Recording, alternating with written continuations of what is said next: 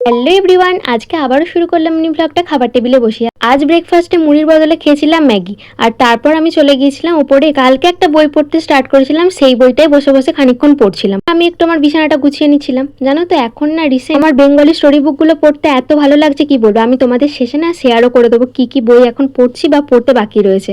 তারপরে এই যে আমার বিছানাটা গোছানোর পরের অবস্থা, তারপর একটু ফ্যানটাকে সরিয়ে ঘরটাকে ঝাঁট দিয়ে নিলাম। আমি এক দাদার থেকে বেশ কিছু গল্পের বই ধার নিয়েছি পড়বো বলে। এছাড়া আমি আমার দাদুর কাছ থেকেও একটা বই নিয়ে এসেছি, যেটা আমার অলরেডি পড়া হয়ে গেছে। এগুলো ছাড়াও আমার কাছে শার্লক হোমস আছে, যেটা ছিল নিচে, তোমাদের সাথে পরে শেয়ার করবো। আজকের মতো আমার ঘরের কাজ করা শেষ, আর এই বইগুলো এবার আমি খাটে রেখে দেবো। এই বইগুলো সবসময় আমার খাটেতেই থাকে, মানে আমি যখনই পাই যে কোনো একটা শুরু করে দিই পড়তে, যেটা যখন ইচ্ছা করে আর কি। সবকটাই ভিন্ন ধরনের, তার মধ্যে এইটা আমার শেষ হয়ে গেছে অলরেডি পড়া।